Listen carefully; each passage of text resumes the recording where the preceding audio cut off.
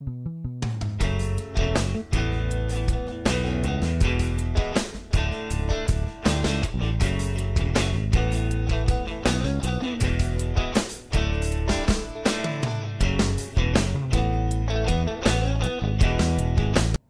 et messieurs, bonjour à tous et bienvenue dans cette nouvelle vidéo. Aujourd'hui, on regarde la réalisation de cette pièce. Donc c'est un vilebrequin avec deux manetons, excentré de 13 mm et indexé à 90 degrés. Donc on va regarder la réalisation de ça et je vais vous expliquer sur quel système ça va. Avant de commencer la réalisation de ce vilebrequin, je tiens à remercier toutes les personnes qui ont aimé et commenté la vidéo précédente. Ça m'a fait énormément plaisir.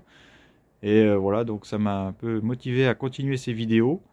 Et donc c'est pas évident, j'ai pas beaucoup de temps, mais je fais au mieux et voilà, j'essaye de filmer un tout petit peu de ce que j'essaye d'avancer. J'essaye d'en filmer un peu et regarder si j'arrive à faire des vidéos à la sortie ou pas avec. Donc voilà la bête, voilà sur quoi je travaille, on va dire depuis 7 mois à temps perdu. C'est un moteur à vapeur, 2 cylindres, vertical, donc de type marin. Et j'ai trouvé le plan sur internet et je m'en suis largement inspiré. J'ai gardé l'alésage et les courses des pistons, pardon. Donc c'est un moteur carré puisque l'alésage fait 26 et la course 26 du piston. Donc voilà, donc j'ai commencé à faire ça. J'ai eu voilà, j'ai pas fait ça en continu, hein. Quand vous bossez dessus 1 heure ou 2 par semaine, c'est déjà pas mal. Donc voilà un petit peu la chose. Donc j'ai fait deux pieds. J'ai un petit peu modifié le système d'origine. À l'intérieur, on a la distribution qui est encore pas tout à fait finie avec les tiroirs. Il y a une glace à mettre en laiton, mais voilà un petit peu l'engin. Sur quoi ce vilebrequin va se monter. Pour réaliser ce vilebrequin, il vous faut centrer le bout de la barre en faisant 3 points de centre qui vont nous servir à faire l'axe principal ici, ou qui va tourner sur les paliers principaux, et les manetons qui vont recevoir les bielles qui ont une excentration de 13 mm avec une indexation de 90 degrés. L'indexation de 90 degrés permet à ce type de moteur de démarrer sans moteur auxiliaire, qu'on pourrait appeler ça un démarreur tout simplement.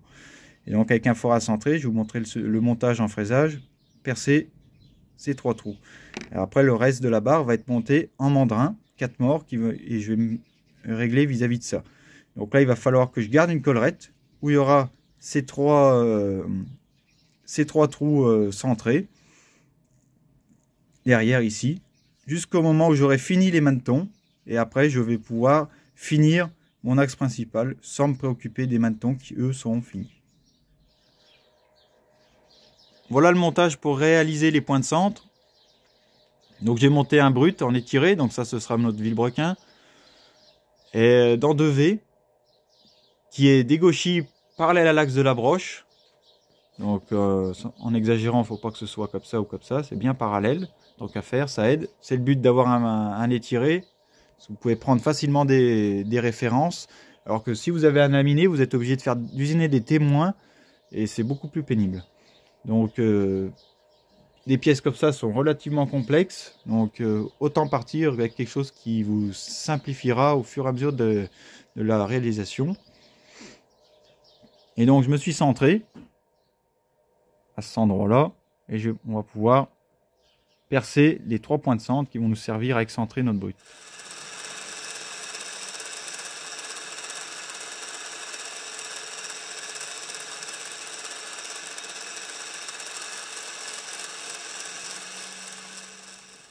Voilà les points de centre réalisés, rien de bien compliqué.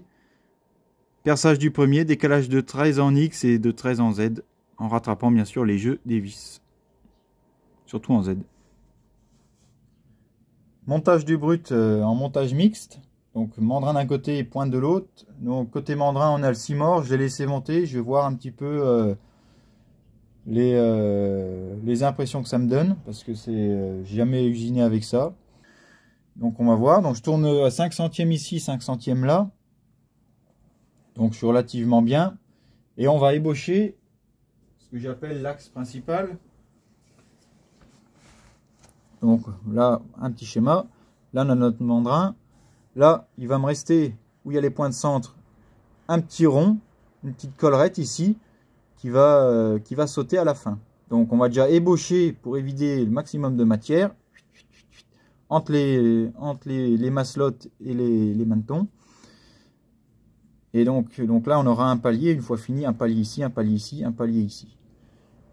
Une fois que j'ai ébauché ça, j'aurai déjà beaucoup moins de poids sur ma pièce, je vais pouvoir excentrer. Donc, celui-là ou celui-là, peu importe, on verra, en utilisant les points de centre qu'on vient de faire à la fraiseuse. Et une fois que mes matons seront à la cote, je finirai l'axe principal et je ferai sauter la collerette qui reste à la fin, tout simplement. Donc voilà un petit peu l'ordre des opérations. Il faut toujours réfléchir un petit peu parce que c'est pas toujours évident ce genre de choses.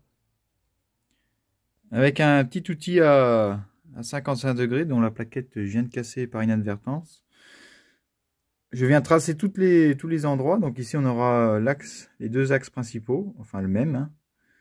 Donc diamètre 10, mais on va pas ramener à 10 tout de suite parce qu'on va tabasser ici, donc on va pas pouvoir réduire de trop. 10, 10, 10 et les deux manetons. Une fois que tous mes repères sont tracés, donc ici on peut bien voir la collerette qui va rester avec les points de centre.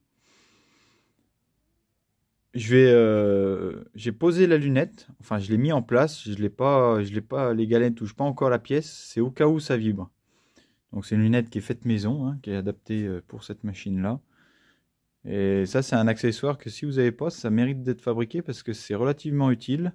Même pour un tour qui a une très petite entrepointe comme celui-ci, parce que pour retoucher des points de centre et faire tourner une pièce rond en 2 points, c'est assez important. Donc si vous n'avez pas cet équipement-là, c'est assez intéressant de se fabriquer ou se trouver un modèle pour adapter à votre machine. Allez, on est parti. Pour l'instant, je suis à l'intérieur de ma ligne, de mon tracé. Donc là, pour l'instant, je vais essayer d'éviter au maximum. Pour l'instant, ma lunette n'est pas posée. On va voir comment la pièce réagit. Je viens tangenter et je mets mon diamètre dans ma visu. Donc ici, c'est une barre de 50.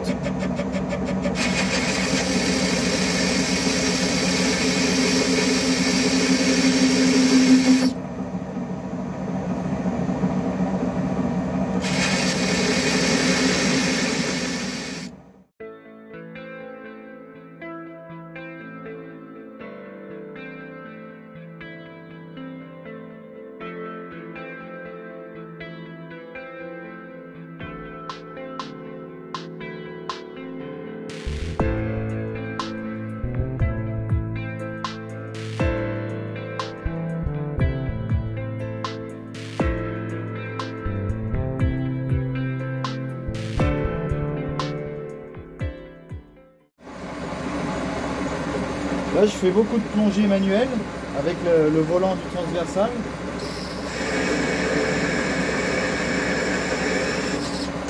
Là, ce qu'il faut faire, si vous avez un volant de ce type-là, il y a beaucoup de tours qui ont des volants ronds. Et chose que j'aimais bien sur les tours Erno, c'est qu'il y avait ce que j'appelle des manivelles à boules qui sont équilibrées. Et ça permettait vraiment de pousser sur le transversal et avoir une bonne prise en main, alors que sur ça c'est pas pareil. Et moi j'avais vu sur un tour qu'on a au travail, il y a une deuxième petite manette comme ça qui permettait, c'est un gros tour, hein, c'est un Perico Baroni, il peut prendre 1 mètre de diamètre sur son banc, bref, et il a une manette comme ça, une deuxième poignée pour pouvoir mettre du couple sur le transversal. Et je pense que c'est un système qui est judicieux d'avoir sur n'importe lequel des tours, parce que justement ça permet vraiment de forcer et d'avoir une bonne prise en main et d'avoir quelque chose de le plus régulier possible. Là je vais attaquer, je vais creuser avec cet outil là maintenant, parce que les outils à gorge sont relativement chers à utiliser, donc on va se limiter à faire une gorge au départ pour faire passer cet outil-là et après on chariotera avec. Donc j'ai mis une plaquette un peu plus usagée et d'ébauche. Et quand vous mettez sur vos vis, sur le système de bridage de vos plaquettes, il faut toujours utiliser de la graisse, ce qu'on peut appeler de la graisse graphitée. Et voilà, il veut pas me faire la mise au point, mais c'est pas grave. Voilà. Il faut toujours utiliser un peu de graisse parce que l'arrosage se met dedans. Et des fois, si vous êtes longtemps à pas utiliser votre outil, au moment de démonter la plaquette, ça a bien serré, vous avez fait des passes avec et paf, ça casse. Donc on veut éviter ça, donc on met de la graisse.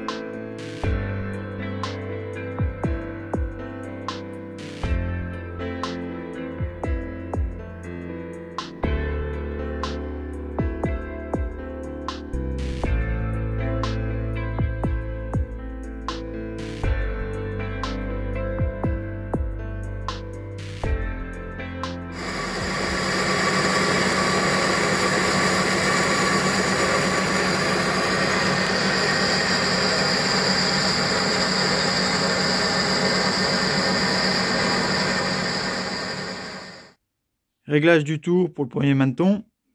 Donc, je me suis servi du point de centre qu'on a fait et j'ai approché les morts visuellement pour que ma pièce semble horizontale dans deux directions, donc c'est-à-dire dans celle-là et celle-ci. Et j'ai orienté de telle façon à avoir un plan horizontal. Ensuite, pour dégrossir le réglage, hop, on enlève ça, j'ai posé 1 mètre. Un niveau, pardon, que je suis venu juste pour dégrossir le réglage et après au comparateur. Bon, alors, vous moquez pas de mon super niveau. On va prendre quelque chose de plus sérieux tout de suite. Voilà. Donc, moi, je suis monté sur un espèce de montage ici que j'avais vu sur Internet et j'ai adapté tout ça sur ma machine.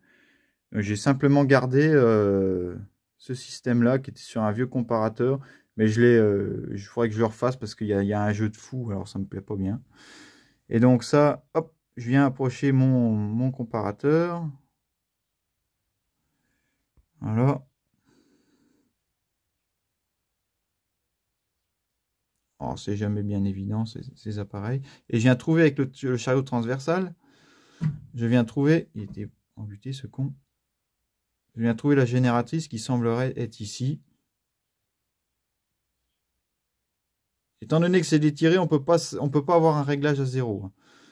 Mais voilà, je viens me balader entre les deux portées, dans ce sens-là, et en orientant ma pièce à 90 degrés, comme ça, ou dans l'autre sens, peu importe, pour avoir également 0. Donc comme ça, j'ai deux droites qui sont parfaitement... enfin parfaitement, rien n'est jamais vraiment parfait, mais deux droites qui sont parallèles entre elles, et donc je peux m'assurer qu'elles suivent à peu près l'axe des tourillons qu'on a déjà tournés. Donc j'ai monté mon outil, je vais ébaucher avec celui-ci. Donc j'ai essayé un autre outil avant, mais c'est pas terrible, donc je vais essayer d'aller au plus loin avec celui-là, et dès que je vois où ça va plus, et ben je monterai un autre outil pour aller plus loin. Bon, celui-là, c'est ce qui va me garantir le plus de rigidité directement. J'espère. J'ai monté une plaquette réaffûtée avec une bonne coupe dessus. Pas trop quand même. Mais ça devrait aller. Donc là, je tourne au harnais. On regarde bien que ça circule de partout. Parce que ça, c'est vite fait d'avoir son outil là. Hein. Là, si vous avez votre outil là, c'est foutu. Pour l'outil, tout du moins. Donc, je vais tourner au harnais 125 tours et on y va. Donc, je vais tangenter avant de mettre en vitesse. Voilà. Donc, c'est pas mal. Donc, on y va.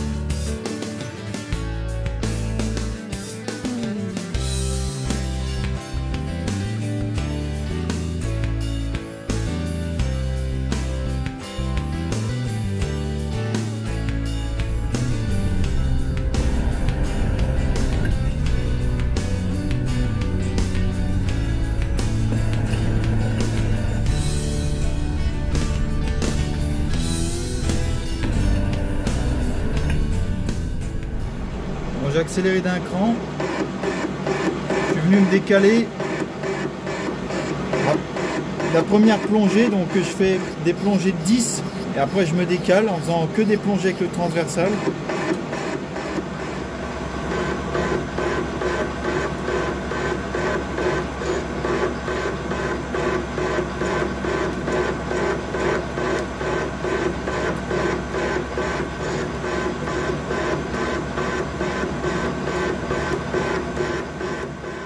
Donc voilà, je vais monter un petit outil diamètre de rayon diamètre 3.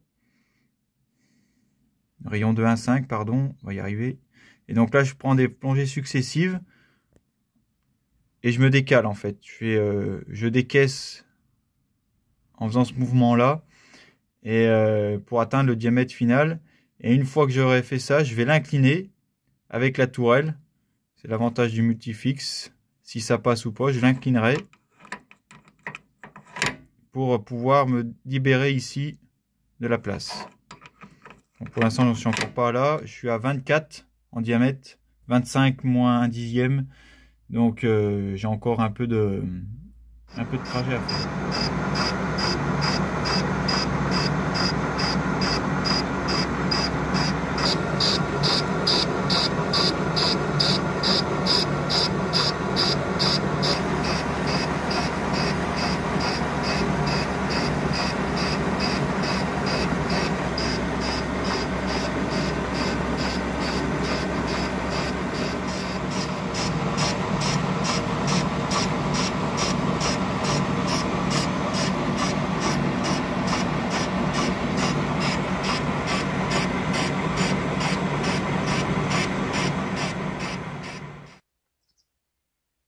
Donc je tourne le tourillon par moitié. Donc j'essaye de faire un grand côté. Et là je vais finir le deuxième pour raccorder. Et donc là j'ai fait des rayons, c'est des rayons de 1,5. J'espère que ça va aller, qui sont vraiment pas trop gros. Sinon je réduirai un petit peu l'outil.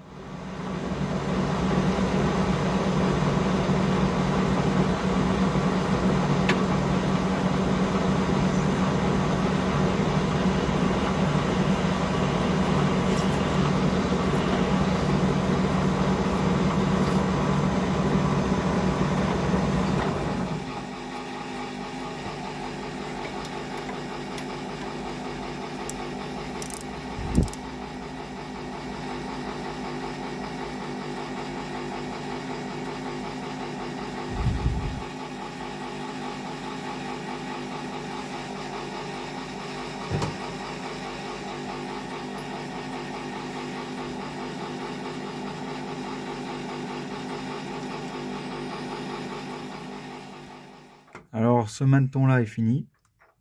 J'ai la largeur, j'ai le diamètre. Le diamètre est un tout petit peu plus fort, mais c'est pas grave. Je préfère qu'il soit un petit peu plus fort que qu'il soit trop faible. De toute façon, il y aura de l'ajustage à faire, hein. Donc voilà, j'ai chopé ma cale. Par contre, j'ai eu une toute petite marque de mon outil à cet endroit-là. Là. J'avais pas mon bon zéro, il a pris trop et ça m'a un peu dégoûté. Mais bon, voilà, là la cale elle est bien. Donc on est pile à 12. Les rayons sont pas trop mal. Je vais faire un bon chanfrein sur les chapeaux et je pense que ça ira. Donc un petit coup de toile et ce sera bon. Donc là on va changer de maneton. Donc je desserre deux morts, celui-là et celui-là. Voilà. Et là, je vais venir orienter mon prochain point de... Et donc là, voilà. Là, ici, il y a juste un point où il faut trouver et être pas trop mal.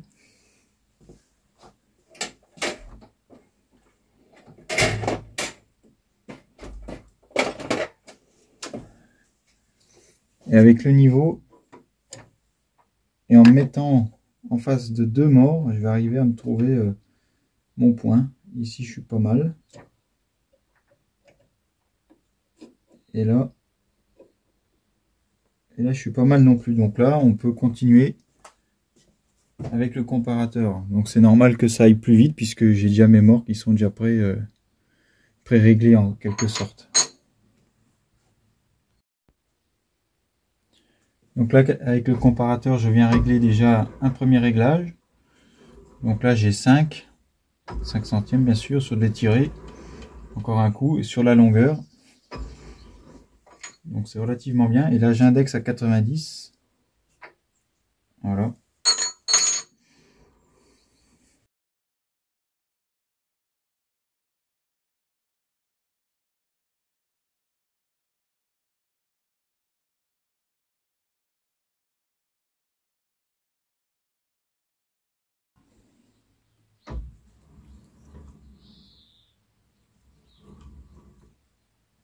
Voilà, donc là je peux reprendre. J'ai un dixième.